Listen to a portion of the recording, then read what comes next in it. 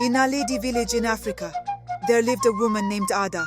She was huge, not just big or fat, no, she was a real giant. Her arms were strong like hammers, and her legs were like tree trunks. Ada stood out because she was much taller and broader than anyone else, yet nobody really knew why she was so big. Her parents were of ordinary size, just like the other villagers. Despite her size, Ada was the kindest person around. Ada always had a big smile and a kind heart. Her eyes brimmed with gentleness. She really liked little kids and enjoyed helping people. The villagers often watched Ada with wide eyes and whispered among themselves. They wondered why she was so much bigger than everyone else. Even though she was kind and helpful, they also felt a little scared because of how big she was. They weren't used to seeing someone like her, and they didn't understand why she was so different. Her size was unusual to them, and that made some people uneasy. One day, a man named Dabir, who didn't like Ada, started to stir trouble. He began to spread nasty rumors, leaning in close to say to the villagers, "She'll eat us out of house and home. Such a huge person will leave nothing for our children." His words were like seeds of doubt, and they started to grow in the minds of the villagers. "Just think about it," Dabir would say slyly. "Have you seen the size of her? No amount of food will ever be enough." At first, people just nodded, but as the crops needed to be shared and food distributed, Dabir's whispers became shouts in their minds. They thought about their children's hungry bellies and their hard-earned crops. Fear spread quickly, catching from one to another, like dry grass to a flame. Soon enough, worried glances followed Ada wherever she went. Now, as she moved along the paths she had walked all her life, the air felt heavier, the space around her tighter. People who used to greet her with smiles now looked away, or abruptly went inside their homes. Children who had once played at her feet now hid behind their parents. The market sellers, who had laughed with her over bargains, now fell silent or made excuses when she approached their stalls. The warm, open gazes that met hers were replaced by quick, wary looks. Conversations hushed to a whisper when she neared, resuming only after she had passed. Ada felt the change deeply. Each step became difficult, weighed down by the villagers' new, unspoken fears. It hurt her.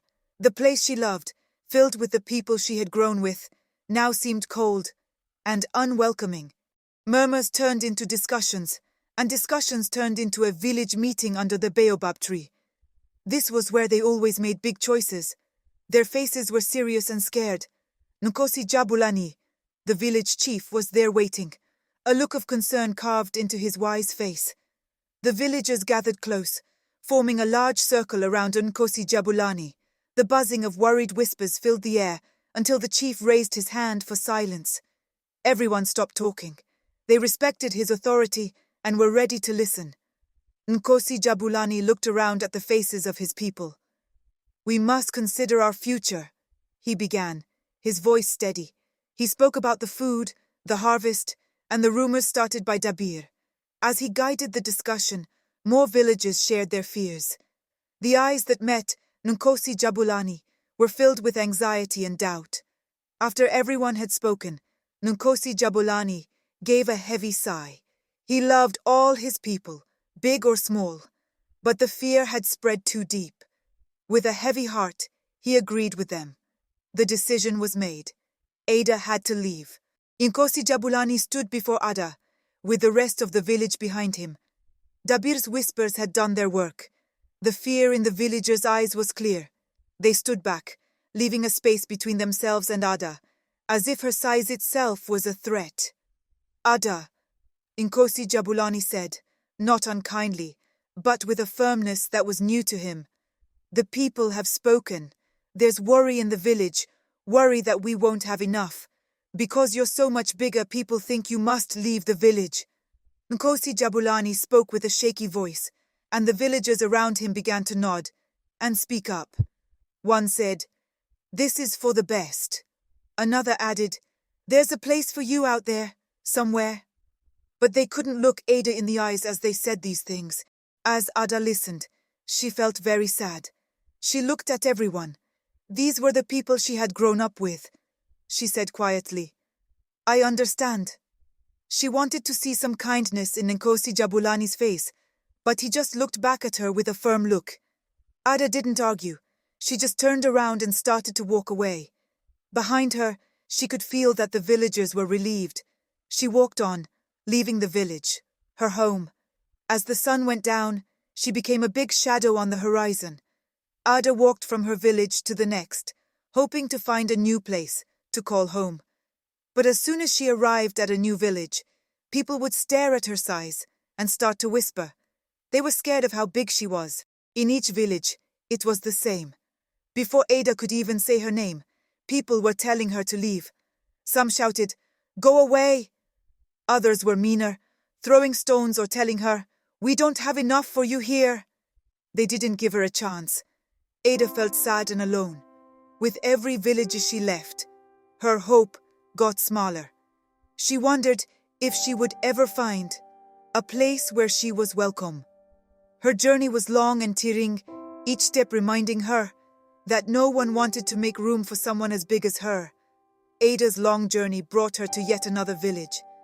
As usual, she felt the stir of panic before she even crossed into its borders. People gathered, pointing and whispering, their faces twisted in fear and rejection. "You can't stay here," they shouted. "There's no place for you." Just as the villagers were about to chase Ada away, a loud voice broke through the shouting. "Stop! Don't touch her!" Heads turned to see Kofi, the village blacksmith, making his way to Ada's side. "This woman will not be harmed, nor will she be turned away. She is a human being, just as we all are." The people around them were taken aback. They hadn't expected anyone to stick up for Ada, especially not so quickly. Ada couldn't believe it. No one had ever stood up for her like this, not even her own family. When the villagers told her to leave, her parents just stayed quiet. They were too scared to speak up. But Kofi was different. He wasn't afraid. He was fighting for her, and she had never had that before. It was a strange and wonderful feeling for Ada, and it filled her with surprise and a bit of hope. Kofi turned to the crowd confidently. "Fear has no place here," he told them. "Ada is welcome, and I will keep her safe." His voice was full of certainty. Little by little, the villagers stopped their yelling and started to go back to their own homes. Kofi invited Ada to stay with him, and she accepted. They started living together, helping each other day by day. Kofi showed Ada around, and she found small ways to help out. Ada loved to cook. She made big, tasty meals that Kofi enjoyed. He would come home hungry from a long day at the forge and smile as soon as he smelled Ada's cooking. Word about Ada's delicious food spread through the village. People started coming over to taste it. They brought ingredients for her to cook with and small gifts to say thank you. Eating Ada's cooking, they began to chat and laugh with her. They saw her kind heart. With time, the village grew to love Ada. Her big meals brought everyone together.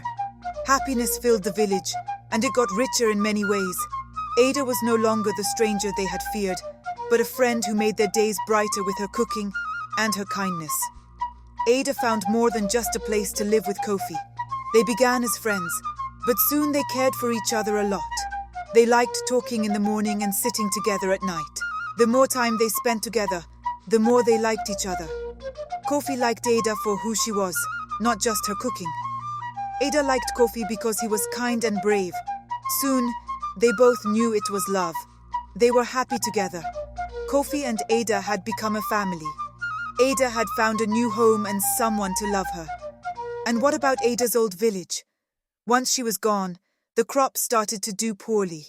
The fields she used to walk through, where she had worked and helped, weren't as green anymore. Each harvest brought less food than the last. The villagers faced tough times without Ada, and soon felt the pinch of hunger. Their choice to send Ada away didn't solve their problems. It only took away someone who had so much to offer. Let's not forget the lesson Ada's story teaches us.